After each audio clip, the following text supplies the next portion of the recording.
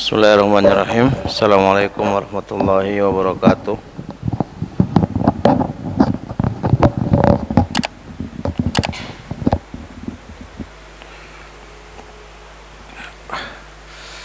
Alhamdulillah wassalatu wassalamu ala rasulillah wa ala alihi wa sahbihi wa mawalah, amma ba'd.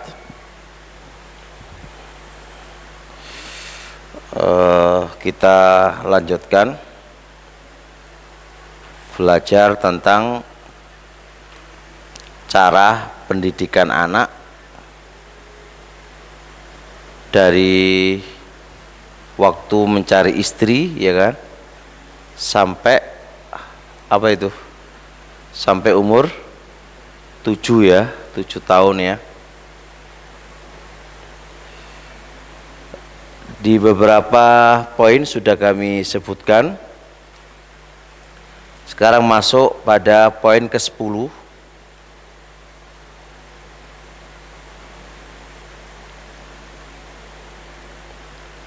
Sudah ya, tertulis nggih? Poin 10 nggih, jenengan. Gitu.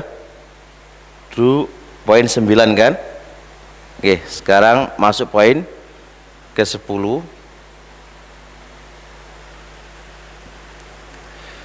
Saat anak berumur ya ba'dal fitom, setelah masa sapi 2 tahun ya, masa sapi, masa penyapih, masa disapih, itu hendaknya ta'widuhu al-adaba wal akhlaqa at-tayyibata wa tangfiruhu minal akhlaqir radi'ah. Umur setelah masa sapi 2 tahun, itu masa sapi itu bagi orang tua hendaknya membiasakan diri anak itu memiliki adab-adab dan akhlak-akhlak yang mulia,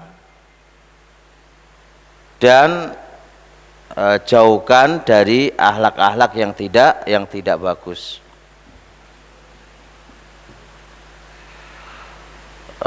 Coba perhatikan. Jadi pembentukan karakter yang baik terhadap anak itu sejak dini, Pak. Ya, dari awal sebelum menikah sampai pada masa fitom, ba'dal fitom, setelah masa sampai 2 tahun. Jadi umur 2 tahun itu sudah mulai dididik, dibiasakan dengan akhlak-akhlak yang baik, budi pekerti yang baik. Ini sudah ada pembiasaan, Pak. Ya. Dan perlu difahami, takwid itu kan membiasakan kepada anak. Jangan lupa juga dari orang tua, karena saat itu anak merekam dan melihat pola laku, tingkah laku dari kedua orang tuanya. Itu yang harus diperhatikan. Maka jangan sampai disalahkan kepada anak saat anak umur 10 tahun, 15 tahun, ternyata kok akhlaknya kayak gini gitu kan. Padahal bibit akhlak itu sudah dari umur kecil, umur 2 tahunan itu. Nah, umur 2 tahun ke atas itu fatra yamtazu at-tiflu fiha bisofa'il fitrati wa hubbut taqlidi. Umur setelah 2 tahun itu adalah umur yang si anak itu punya keistimewaan berupa fitrahnya itu masih bersih dan suka mencontoh, mencontoh. Nah, makanya fitrahnya bersih, tinggal mudah diajarin, diarahkan, karena masih suci fitrahnya, masih bersih fitrahnya. Yang kedua, seneng mencontoh. perbuatan yang dilakukan oleh orang tuanya, ucapan yang dikatakan oleh kedua orang tuanya itu akan dicontoh oleh si anak itu. Nah, dari sini jenengan akan paham kenapa anakku itu kok keras.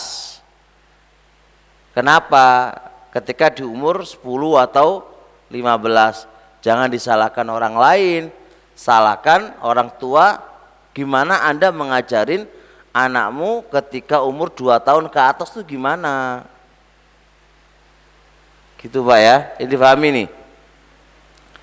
Makanya fahuwa sahlatun yastati'ul murabbi tashkilaha haitsu syabidnillah. Umur-umur segitu itu adalah umur yang gampang. Pendidik mampu untuk membikin karakter sesuai kehendaknya murabbi, orang tua itu. Karakter anak itu antum bawa kemana itu gampang. Itu gampang saat umur-umur yang demikian itu. Nah, dari umur 2 tahun sampai ke 7 tahun ini Pak, ini pembentukan karakter awal. Oke, makanya saya sering nggak cocok sama orang tua itu gini ya. Dipondokkan di pondok selama setahun, pengennya orang tua itu instan. Bar teko pondok itu berubah total. Ya nggak iso lah, dasar karakter sudah dari orang tuanya terus pengen berubah instan. Ya nggak bisa Pak. Pondok nggak punya wewenang itu. Pondok itu hanya ngarahkan Pak, ngarahkan. Tapi karakter dasar yaitu. Ini harus dipahami ya. Orang tua tolong dipahami.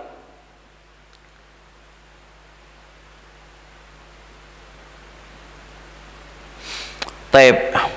Oleh karenanya kata penyair Pak, qad yang faul adaba fi sighorin walaysa yang fauhum mim ba'dihi adabun.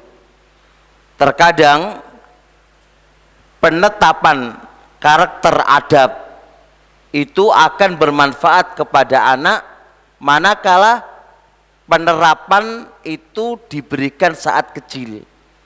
Dan adab-adab itu terkadang tidak ada manfaatnya manakala diberikan di saat sudah dewasa.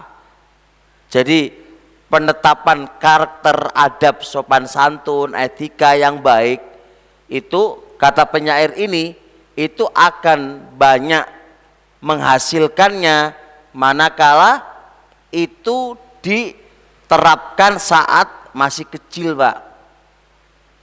Nah, dan terkadang adab-adab itu enggak berfungsi manakala itu kita sampaikan saat sudah dewasa. Nah, kalau karakter awal tadi baik Pak, maka ketika besar dikasih tahu itu gampang karena sudah ada karakter awal itu sudah baik. Sehingga ketika besar itu hanya menumbuhkan tumbuhan yang karakter awalnya sudah ada baik tadi. Berbeda kasusnya kalau memang karakter awalnya itu sudah nggak baik, ya kadang dikandani di pondok itu Pak, umur 15, 12 dikandani itu wis susah, nambeng, nggak mau nerima, ngeyelan. Nah, itu yang disalahkan sopo nih pondok ya? Ya enggak lah, karena sudah ada karakter awal. Maka dari situ fakhtanim fursatas suhulah, wahai kedua orang tua, ambil kesempatan saat muda ngasih karakter. Ambil kesempatan saat muda Anda memberikan karakter, akhlak-akhlak yang baik itu fursah, kesempatan bagi kita yang muda. Itu Masya Allah kesempatan yang emas cemerlang. Tanamkan kebaikan pada dirinya, budi pekerti yang baik. Ya kayak nak nggak boleh pelit, nak apalagi kalau ngasih yang kanan. Terus apalagi Pak, yang ngomongnya yang bagus, nggak boleh marah. Itu sudah ditanamkan dari ini. Kalau dia marah-marah, nah dinasihatin nggak boleh marah-marah. Itu terus. Wong bayi kok ngamuan itu berarti tekon ndi, Pak? Umur 3 tahun. Dari mana? Siapa yang ngajarin? Ya orang tuanya lah. Orang tuanya suka marah, banting apa? Banting HP, pintu rusak kabeh, piring pecah, didelok anake. Ya wis. Ya anake ya melok ngono. Sudah karakter dasar sudah punya dia. Karena dari kedua orang tuanya tadi, makanya sudah pas menikah, loh bojoku koyok ngene gitu kan, jarine teko pondok lah kok ngene, ya disalahno pondok ibadah wis teko karakter dari kedua orang tua. Itu dipahami Pak ya.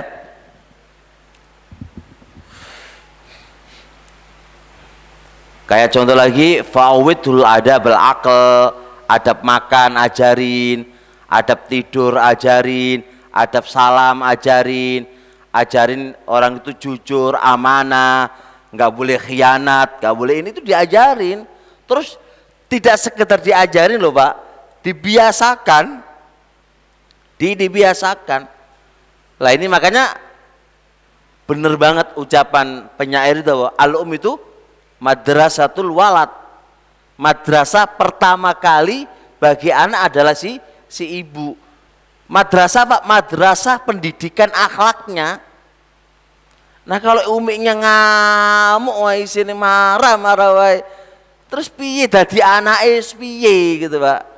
Apalagi lihat tasyajur, perdebatan antara kedua orang tua, ya kan, tengkaran antara kedua orang tua, terus dipandang oleh anak, dia oleh anak, itu podo karo ngajarin anak secara tidak langsung, karena akan dicerna oleh si anak.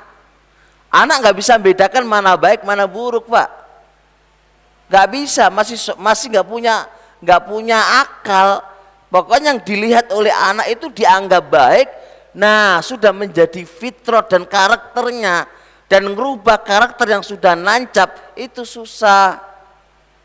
Saya contoh karatan Pak, besi karat wis 10 tahun Pak, piye carane sampean pek ngelupas karate besi Pak? Iso bertahun-tahun Pak, pakai opo wae ora iso. Ini kalau pakai tangan, piye carane ngelupasi besi yang karat pakai tangan? Ya gak iso Pak, butuh waktu lama itu. Makanya waktu emas ini gunakan wahai orang tua. Anda pingin anakmu baik atau enggak? Kalau pingin anakmu baik, rubah dirimu, jangan ngamuk. Dikit-dikit marah. Nanti diciptakan marah, bi. Beli sesuatu harus ditepati, kalau enggak ngamuk. Terus piye model anakmu ngono, Anda ngono pasti anakmu piye? Bisa, jadi nggih? Terus model anakmu kan piye? Kalau modelmu kayak ngono, nggak bahaya dah.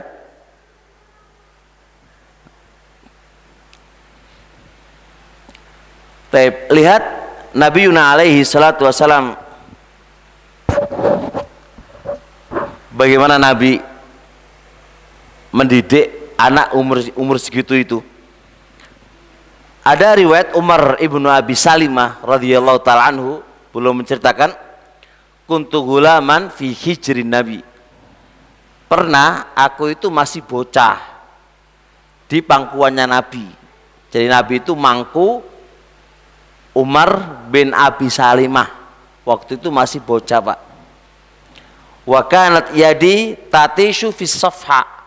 Saat itu Pak, tanganku jadi bocah cilik Pak, tanganku itu tatis kemana-mana di piring isini panganan Pak. Ya jenenge cacili kan, tangannya ngambil sana, wong jenenge bocah cilik. Tapi saat apa kan Nabi diem? Enggak, Nabi ngajarin. Faqala li Rasulullah berkata kepadaku, apa katanya? Ya ghulam, wahai bocah cilik, samillah, kalau makan moco bismillah. Wa kul mimma yalika, dan makanlah apa-apa yang masih dekat denganmu. Makanlah apa-apa yang dekat denganmu, jangan ngambil yang jauh. Itu pendidikan Pak, saat masih kecil itu udah didik, ojo rakus dengan makanan. Di kadang-kadang anak-anak kan Pak, umur 3 tahun, 4 tahun, 5 tahun kan kalau mangan jaluk sengake dhewe, ya kan, ngerebut milik koncone, milik dulure. Kau apa usah cilik, enggak, didik, jangan kayak gitu, enggak boleh.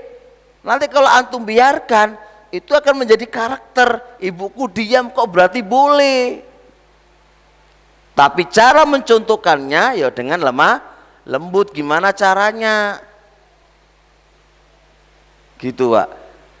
Ada teori gini nih, teori barat yang saya nggak setuju, yang sekarang diajarkan ke orang-orang itu. Katanya gini, justru kalau anak dia bakhil itu bagus, itu pendirian katanya, karakter pendirian. Jadi jangan kalau dia apa namanya kita ngajarin untuk sedekah gitu kan, terus kata dia jangan, itu karakter akan menjadi kuat pendiriannya, nggak berubah. Teori dari mana? Itu dari barat sono. Memang tertulis di buku-buku mereka dengan bentuk apa namanya pembentukan karakter supaya kuat, tidak berubah, ya kan? Tidak berubah katanya. Maka dari kecil dilatih untuk pokoknya kalau si anak diminta gak boleh, biarin. Tidak, kalau secara syariat tidak. Sejak itu diajarin dia bersedekah, diajarin nak nggak boleh, jadi diajar yang baik untuk ngasih, karena itu pendidikan awal.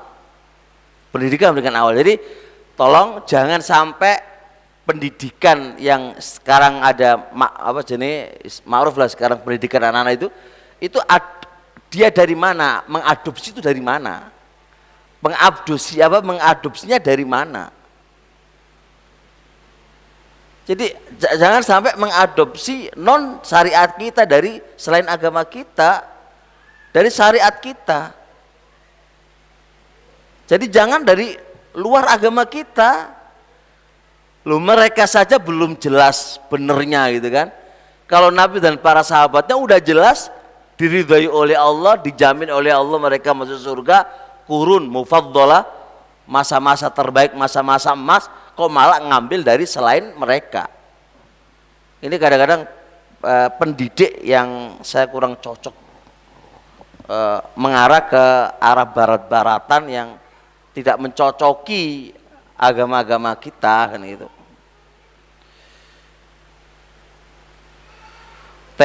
Al-Imamul Ghazali ketika menyebutkan hadis tadi kata beliau, awwalu ma yaghlibu alai minas sifati syartu amni. Awal kali sifat anak yang tidak baik ini, awal kali sifat yang mendasar terhadap anak yang itu enggak baik adalah tamak dengan makanan. Itu tamak dengan makanan, rakus Pak dengan makanan. Itu saja Nabi mengajari ojo rakus nak, nggak boleh rakus. Nah kata beliau, fayam bagi ayu adabafi, maka selayaknya si anak itu diberi pelajaran, nggak boleh syarah bitoam, rakus tamak dengan makanan. Karena memang anak kecil boh, ya panganan kan Pak. Tapi atik kan jaluk ake diwi, nggak pernah nggak mau. Itu nggak bisa, butuh diajarin, nggak boleh gitu, ditanamkan, dibiasakan, walaupun nangis, karena itu nggak baik. Kok malah dibiarkan ke opo-opo? Kok ngerti dari mana? Wong dia itu wes sudah menjadi karakternya awal kok menjadi piye? Urusan berubah atau nggak berubah Gusti Allah yang punya ilmu kan. Kita sekarang yang awal yang kita lihat ini, gimana caranya dia memiliki tipe-tipe yang baik, akhlak-akhlak yang baik, dan mulai dari dasar, mulai dari umur itu yang paling penting. Itu yang paling penting Pak. Bisa dipahami nggih? Nah lihat itu, nah misal contoh, misal Allah ya'khudhat ta'ama illa biyamin, nggak boleh ngambil makan kecuali dengan tangan kanan, itu diajarin. nak kalau ngambil jangan tangan kiri, dengan tangan kanan. Itu diajarin itu. Biasanya ngambil dengan tangan kiri, mangan di tangan kiri, itu enggak diajarin. Mulai umur ba'dal fitom, setelah masa sapi.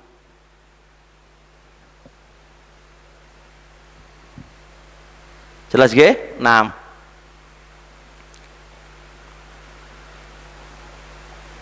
kemudian selanjutnya perkara-perkara yang Allah haramkan itu juga harus diperhatikan oleh kedua orang tuanya. Saat umur itu Pak ya, 2 tahun sampai 7 tahun nih, hal-hal yang itu perkara haram ya, yang itu melanggar syariat, itu sudah mulai dilatih. Terlebih-lebih makan barang haram. Jangan sampai anak itu makan barang haram, karena akan menjadikan karakter yang tidak baik. Kasih makan yang halal ya, jangan sampai masuk padanya makan barang haram. Perhatikan, pernah terjadi pada Hasan ibnu Ali, cucunya Nabi. Saat Nabi itu melihat Hasan mengambil kurma sodakoh, sedangkan keluarga Nabi nggak boleh makan sodakoh. Itu diambil Pak, kurma itu, dan beliau masukkan ke dalam mulutnya. Nabi, apakah Nabi dia masih kecil nggak apa-apa? Enggak Pak, nggak boleh itu. Irmi biha, buang, nggak boleh, nggak dibiarkan, kan belum balik, nggak mukallaf. Enggak Pak, latihan dari kecil. Bagaimana anak itu fitrahnya biar tetap menjadi fitrah bersih ya, itu ada, harus diperhatikan itu. Makanya betul butuh riayah, perhatian 24 jam. Masa-masa emas ini butuh riayah, perhatian yang luar biasa. Ini masa-masa emas Pak, masa-masa emas. Pembentukan karakter kepada anak itu masa-masa emas, masa-masa emas. Kalau kita ingin menjadi anak itu soleh dan solihah, maka perhatikan poin-poin dari awal sampai akhir. Sebelum cari istri terus, kemudian berjima terus. Nah ini lahirin anak, ada akhir sudah itu, terus sampai di saat-saat menyusui juga harus perhatikan masa penyusuan. Perhatikan semuanya. Nah saat ketika masa sape juga diperhatikan, ini masa-masa emas. Maka jangan katakan gawe anak gampang Pak, membentuk anak tinggal gawe ini Kak, mau jadi apa jadi kan jarine Allah Pak ya. Gawe ini anak semuanya orang bisa gawe Pak, cuma membentukkan karakter pendidikan, karakter ini, membiasakan anak menjadi anak yang baik, soleh solihah, ini gimana, itu berat. Makanya dari sini ya, kalau anti punya anak perempuan jangan mudah dinikahkan Pak, kecuali dia benar-benar layak untuk menjadi ibu. Jangan Anda khawatir anakku nggak laku, gara-gara khawatir anakku perempuan nggak payu gitu Pak ya. Jodoh wis di tangan Allah, bukan di tangan kita Pak. Tapi ketika Anda nikahkan, apakah nggak menjerumuskan anakmu kepada suatu perkara yang terkadang dia nggak mampu untuk memikul bebannya sebagai sang ibu, seorang ibu. Itu perlu dihayati, dipahami dengan baik. Orang-orang bilang udahlah nggak apa-apa, nikahkan aja, wis nikahkan aja. Nikah gampang Pak, orang tua bebas tanggung jawab kan, karena sudah dipindah amanah kepada suaminya. Tapi masalahnya Anda menikahkan ini loh, udah bener belum, waktunya bisa nggak, pas nggak, umurnya berapa, kemampuannya gimana. Terkadang anak sekarang masak wae ora iso, nyuci piring ae mau, nyapu ae mau, terus hidup sama mertua gagal masak, kamu gagal nyapu, terus piye? Enak-enak kamar ae HP-an ae lah kare, hah? Kan ngono saiki Pak rata-rata Pak. masa-masa anak-anak sekarang ini. Wis di omahe mertua, wis ora ngerti apa-apa. Engko sing disalah-salahno, Pak mondok nek ndi lho kok pondoke maneh disalahno, Pak. Pondok itu tempat salahnya orang tua wae. Enggak iso kaya ngono, Pak.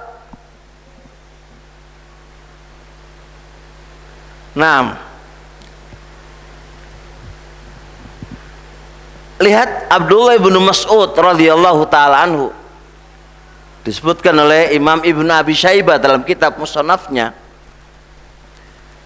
Itu apa kata beliau? Beliau melihat ibnan, seorang anak, Pak, bocah, alaihi komisun min haririn. Si bocah itu memakai sutra, baju sutra, Pak. Dia melihat seorang anak kecil laki-laki, dan si anak kecil laki-laki itu memakai pakaian sutra. Perhatikan, memakai pakaian sutra. Apakah Abdullah ibnu Mas'ud diem 1000 bahasa karena anak kecil? Tidak, Pak. Tidak. Fasyaqqahu, dirobek, Pak. Dirobek sama dia. Dirobek. Faqal innama hadza lil binti. Ini pakaian ini hanya untuk diberikan kepada anak perempuan, bukan anak laki-laki. Langsung dirobek, Pak. Langsung dirobek. Lihat pendidikan sejak kecil, Pak. Dan jangan sampai anak itu melanggar perkara yang Allah haramkan. Walaupun itu bukan mukallaf, enggak mukallaf, masih bocah, masih kecil. Tapi enggak boleh. Tanggung jawab orang tua.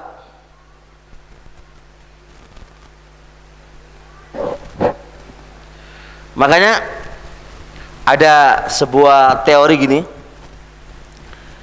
Teori ini bagus banget, teori pendidikan, Pak, ya. Bisa dianukan. Idza i'tadal harama min sigharihi alifahu fi kibarihi. Manakala seseorang itu terbiasa melakukan perkara haram sejak kecil, terbiasa melakukan perkara haram sejak kecil, alifahu fi kibari, maka dia akan merasa nyaman saat dia itu besar. Nyaman, Pak, karena udah terbiasa kan. Kalau kebiasaan bakhil, ya nyaman nanti besarnya. Kalau kebiasaan apa? Mangan barang haram, ya terbiasa nanti ketika besarnya. Biasa nggak pernah pakai jilbab, yongko meneh, ya terbiasa nggak pakai, nyaman, Pak. Karena udah terbiasa. Ilmu kebiasaan itu luar biasa. Biasa ngantuk, yo ngantuk, hai, biasa kok. Nah,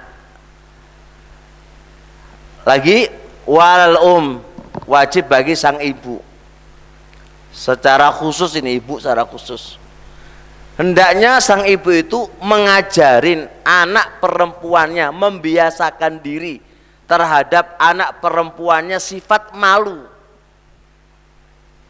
Sifat malu, nak malu, nak haya, malu. Mulai kecil dilatih untuk malu. Lebih-lebih malu ketika dia kumpul sama anak laki-laki. Nak, gak boleh nak malu, nak, itu bukan, itu dilatih. Sebab kalau sudah terlatih biasa sama anak laki-laki, entar apa? Biasa ketika besar, ya karo wong lanang biasa. Dari kecil juga biasakan memakai pakaian-pakaian syar'i. Sudah menjadi terbiasa, entar kalau udah besar, udah terbiasa saat itu. Jangan dibiasakan hal itu terjadi kepada anak-anak kita. Nanti kalau itu sudah menjadi kebiasaan, misal kayak apa tadi, kayak nggak pakaian syar'i, nggak malu dengan laki-laki atau yang lain, maka menjadi sebuah kebiasaan yang tidak baik.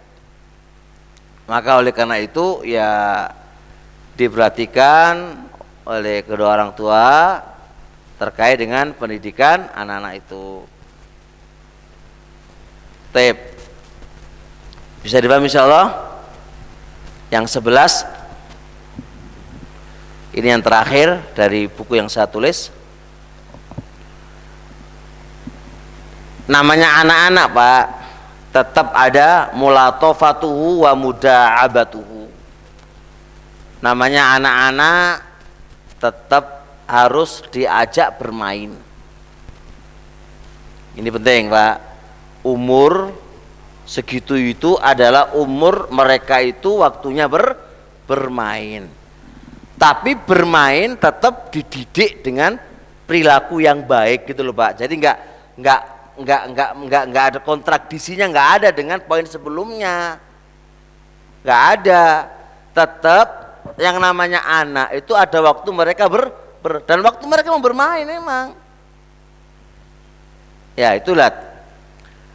Lah inna mulatafatat tifli, ya bermain dengan anak, baik itu orang tuanya atau dia bermain sendiri sama teman-temannya, itu atharun kabirun, punya pengaruh besar fi tangsyiati tifli salim, dalam perkembangan anak menjadi anak yang baik.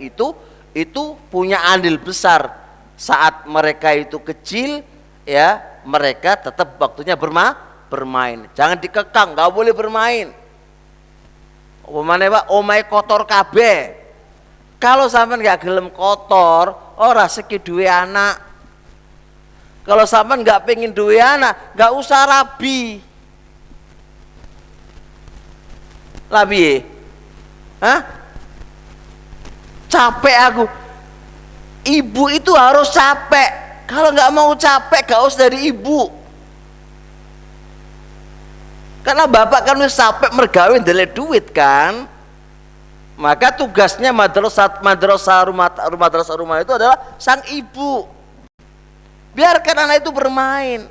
Mau sana sini jempalitan atau apa, sementing ya permainannya aja membahayakan. Itu memang sudah karakter anak untuk bermain Pak. Ojo dimarahin. Nah, di ilmu pendidikan anak Pak ya, ada beberapa faedah dari anak itu bermain. Karena li'anna la'ba juz'un la yatazaa'u min hayati. Karena bermain itu adalah bagian dari kehidupannya yang tidak mungkin terpisah dari anak. Selama itu masih anak Pak, itu permainan itu adalah bagian dari kehidupannya yang tidak mungkin terpisah darinya, nggak mungkin. Oleh karenanya para pakar-pakar pendidikan ini membahas kira-kira apa sisi manfaatnya anak itu bermain, apa sisi manfaatnya anak itu bermain. Oh jadi kongkon sinau terus sinau, belajar, wis gak oleh dolenan, pokoknya sinau wae. Awakmu ya ora tau sinau, padahal wis gede kaya ngono kan. Iki sik bocah ya ora iso lah. Makanya ada teori pendidikan anak itu sambil ngajarin sambil bermain, kan itu bagus memang. Sambil bermain diajarin, itu syarat bagus teori itu memang. Karena umur-umur itu ya memang butuh dididik gitu. Mainan apa diajarin. Kadang ada anak nggak mau belajar gitu kan. Nah nggak mau belajar, orang tua paksa harus belajar. La ilaha illallah, bapaknya ora tahu belajar, ora tahu dipaksa ya. Jadi bagaimana pinternya orang tua ketika anak nggak mau belajar itu, gimana caranya dia bisa belajar tanpa dipaksa? Gimana caranya? Harus berpikir itu bicaraan embo. Oh nggak ada dalilnya kan? Bicaraan kan? Ya caranya teori dari Anda, ada harus berpikir itu bicaraan nih. Pendekatan kayak, ya udah kamu bermain apa ya wes. Sambil bermain diajari di mana Allah. Nah kalau ini nggak boleh, harus ditemani. Ini gak bapak nih kayak mbok nih HP-an wae, anak dolenan nggak dikancani, wala diajarin pas main. Mbok nih apa HP-an wae sana sini, nggak jelas sama sekali itu. Mbok kok kayak gitu, ini gimana? Ini kan nggak cocok jadi ibu. Nggak cocok jadi ibu. Temani anak itu, temani anak itu, cuma HP wae. Gimana anakmu besok? Wah ibuku wis gak tahu masak, HP-an Pak. Terus piye? Maka sampai anak bilang, Umi, aku tuh pingin Umi itu masak. Piye masakannya Umi? Ini orang tahu masak, HP-an, HP-an. Sekarangmu piye? Meneke butuh HP, butuh dibanting wae Pak ya. Hah? Ya iya lah, ibu kaya ngono piye terusan. Orang mikirin anak. Harusnya anak bermain ditemani sebagaimana kedekatan ibu dengan anak. Maka andilnya ibu itu harus ada di situ, Pak. Makanya saiki itu anak HP itu ibune anak. Bukan bojone jenengan. Jadi anake ibu anak jenengan tidak. HP itu adalah ibu kedua dari anak itu. Bahkan anak itu lebih sayang ke HP daripada siapa? Ibu aslinya. Ibu asli itu yang penting kayak duit ngono tok. Kalau HP itu bisa ngasih duit Pak, nggak perlu ibu, wis cukup HP itu. HP tok, no, aku butuh duit, butuh duitnya, nggak butuh ibu. Tenang nggak butuh ibu sekarang ini. Jadi kedekatan anak sekarang ini secara fitrah bukan ke ibu aslinya, tapi ke ibu palsunya, yaitu HP. Nggak bahaya tuh ini ya. Maka dia akan membangun karakternya lewat HP. Yang ditonton itulah karakternya nanti jadinya. Nah iya lu piye? Apakah Anda bisa menyaring terhadap apa itu yang ada di HP? Sedangkan umur itu apa? Umur itu apa yang dia lihat dan apa yang dia dengar, itulah yang baik bagi dia. Itulah yang baik bagi dia. Pembentukan karakter adalah apa yang dia lihat dan apa yang dia dengar. Coba, nggak bahaya dah? Lah, jangan kayak gini. Daripada nangis, terus tak kayak HP lah, aman aku. Ibu macam apa kayak gitu itu? Ya harusnya dia gimana cara dia bisa diem dengan usaha ibu. Jangan kok wis penting HP-an wis, ora apa-apa meneng wis, penting meneng. Pendidikan anak yang penting diem. Gimana nanti hancur nanti masa depannya anak? Dengan ibunya HP, dengan gantiin HP jeneng ibu ya. Masalah. Nah, diantara manfaat dari bermainnya anak itu satu, al-mut'atu wa tasliyatu, gembira. Anak segitu butuh gembira Pak, gembira. Kalau ada apa-apa, ada abi, umumnya wala lebih gembira lagi. Nggak punya mainan ya sampai jadi jaran, anak sampean diatasi bermain gitu loh.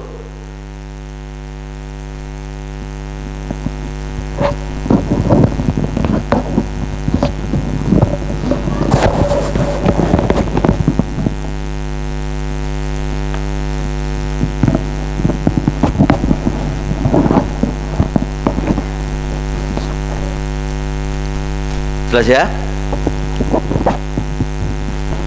Yang kedua, manfaat dari bermain itu taqwiyatu jismil walad, menguatkan badannya anak, tambah sehat Pak. Keringetan kan, kon meneng ae apa HP-an anak wis HP-an gak keringetan bas ya kloro wae lho, ora sehat kok. Matane ya masalah, matane masih umur cilik-cilik wis kacamataan, napi yo HP-an wae. Badannya ya ora sehat. Ibunya ini kemana? Hah? Anaknya itu terkurung, enggak apa jenenge, enggak ada hidup tuh kayaknya, enggak gembira blas gitu. Gimana mau gembira wong apa jenenge? Wong kamar wae ya. Di kamar dikon kurung wae, dikurung ya. Terusnya yang ketiga, tamrinul walad ala nasyad, melatih anak untuk nasyad. Itu nasyad apa? Giat Pak, membangun apa itu keceriaan anak. Nasyad, semangat, mau ini semangat, itu semangat. Saiki main HP ora semangat blas. Disuruh ambilkan air gak. Disuruh apa gak. Suruh ngene gak. Wong HP-an wae. Susah untuk nasihat itu susah. Yang terjadi adalah khomul. Apa khomul itu males saya. Makanya diantara kerusakan HP kepada anak, menjadikan anak itu khomul. Khomul itu males. Terdidik untuk instan. Karena yang dulu kan instan, dulu mainan apa? Ujuk-ujuk ono panganan dhewe, ujuk-ujuk instan semuanya. Makanya anak wis karo HP-an wae, coba lho ndelok. Ora iso, Pak, semangat ora iso. Giat ora iso. Isine mek khomul, males, uripe males ae.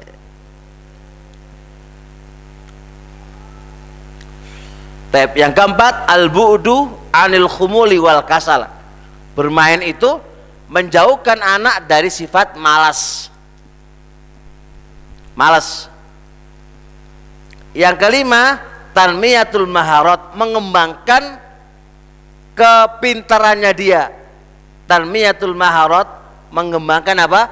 Kemampuan dia. Justru dengan dia bermain itu, itulah kemampuannya, biar berkembang. Bahkan di beberapa buku ya menjelaskan itu, justru dia bermain ini itu melatih kecerdasan. Melatih kecerdasan. Maka biarkan itu bermain, yang penting tidak memadorotkan. Biar itu melatih maharat, mengembangkan kemahiran dia, kemampuan dia dalam bab apa saja, itu biarkan.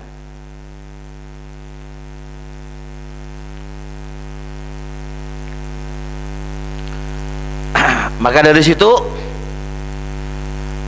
Anda jangan remehkan terkait dengan permainan anak. Jangan Anda remehkan. Karena itu sudah fitrah yang Allah sudah fitrahkan kepada mereka. Jangan Anda merusak fitrah mereka. Bahkan kalau bisa wasohibhum fil la'bi wada'ibhum. Kalau bisa temani mereka dalam permainan itu dan bermainlah dengan mereka. Kalau bisa orang tuanya menemani mereka dalam bermain dan bermainlah dengan mereka, menemani dan bermain dengan mereka. Hatta yuhibbuka wa ya'nasu bika. Kalau Anda menemani mereka, kemudian Anda bermain dengan mereka, sang anak itu akan menaruh cinta dengan kamu dan merasa nyaman dengan dirimu. Nah kalau bapak ini ora tahu nemani apa mainan, ya ora seneng anak itu ke ente. Senengnya mek duit wae tok, yang lain gak. Makanya anak gak deket dengan orang tuanya karena apa? Ya tadi masalahnya. Sempatkan Pak, sempatkan. Sesibuk apapun kamu, sempatkan bermain dengan mereka. Sempatkan bermain dengan mereka. Mula'abah dengan mereka, sempatkan. Walaupun Anda sibuk. Sibuk apa sih kita? Lihat ini. Kalau sudah mereka cinta sama kamu dan nyaman dengan kamu apa? Wa yasma'u linushika wa taujihika. Kalau mereka sudah nyaman sama kamu dan senang sama kamu, mereka akan mendengarkan kamu apa yang menjadi nasihat kamu dan arahan kamu. Itu paling penting itu. Oh iya, iya bi, oke. Nah tapi kalau nggak pernah Anda nggak deket dengan mereka, Anda juga nggak nyaman di sini mereka nyaman dengan Anda, bagaimana mau mendengarkan nasihat kamu? Bagaimana mendengarkan nasihat kamu dan menerima itu karena cinta, bukan karena takut, Pak, beda. Mendengarkan nasihat kita sebagai orang tua dan menerima nasihat kita bukan karena takut, bedakan Pak, tapi menerimanya karena rasa cinta. Beda. Kalau rasa takut karena takut dipukul, takut dimarahi, ya wis nerima wis. Menek awakmu gono wis biasa lagi. Biasa lagi karena menerima nasihat kamu itu, menerima arahan kamu itu dikarenakan takut, bukan karena apa? Bukan karena apa? Bukan karena cinta. Nah, gimana caranya supaya cinta tadi? Temani mereka bermain. Ya, temani mereka bermain. Walaupun ya bentar lah. Sebenarnya anak itu, Pak, enggak 24 jam kok butuh jenengan. Enggak butuh 24 jam pada jenengan. Ada saat-saat titik tertentu mereka itu butuh sama Anda. Enggak mesti 24 jam, Pak.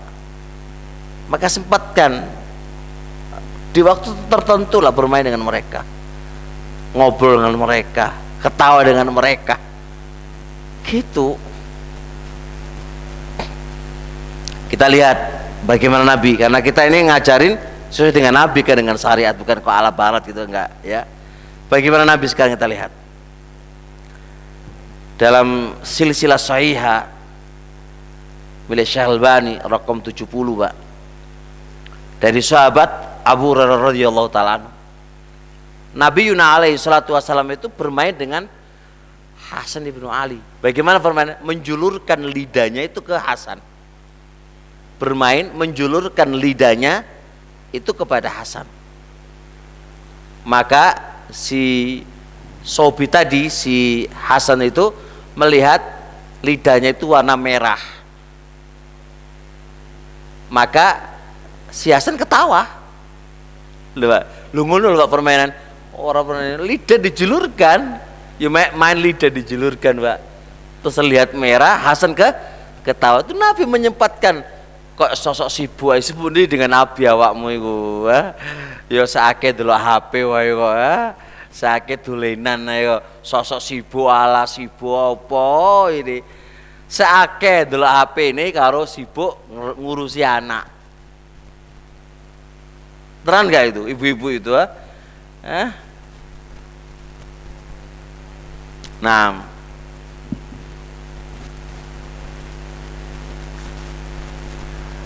kemudian Umar bin Khattab radhiyallahu ta'ala cerita tuh, aku melihat Hasan dan Husain itu naik di dua pundaknya Nabi. Dua pundak, Pak. Ini Hasan, ini Husain, atau kebalikannya. Ya biasa aja Nabi biarin bermain. Nabi bermain dengan Hasan dan Husain, cucunya Nabi itu. Ada anak jenengan naik ke mana? Ke kepala, marah-marah. Woi, kepala. Biar bermain lah. Biar bermain. Iku anak sapa anakmu dhewe kok. Astagfirullah. Terus Nabi juga bermain dengan saudara Anas bin Malik. Nabi bermain, ya Aba Umar, ma fa'ala Nugair. Wahai Aba Umar, apa dikerjakan oleh burung itu? Bermain-main, mengalihkan dengan burung. Jadi kesimpulannya ya, ini beberapa contoh dari Nabi alaihissalatu wassalam mengajarkan, memberi pelajaran kepada kita semuanya. Untuk apa? Untuk kita ya sempatkan kita bermain dengan anak-anak kita, karena memang itulah waktu mereka bermain. Jadi kongkon sinau ya, kon sinau. Kalau bisa pas bermain kasih masukan ngaji atau apa. Bahkan bagusnya murotal di setel, Pak, murotal di setel. Kalau sering dia mendengar, karena apa? Kejernihan fitrahnya itu insya Allah lebih memudahkan untuk dia nanti akan karena sering kedengaran. Setelah sering kedengar itu mudah bagi dia untuk bisa mengucapkannya. Oke, jelas insya Allah. Alhamdulillah selesai satu buku, dan kita akan lanjutkan insya Allah di waktu yang lain. Pendidikan anak dari umur 7 tahun sampai umur 21 tahun. Insya Allah cara pendidikannya itu gimana. Nah ini Pak, kayak gini bukunya Pak, dicatat. Terus satu buku poin-poin dimurojai lagi. Mari ngono bicarane jaya untuk bisa mendidik anak ini dengan baik. Oke? Baik. Ada pertanyaan seperti ini Pak? Gak ada?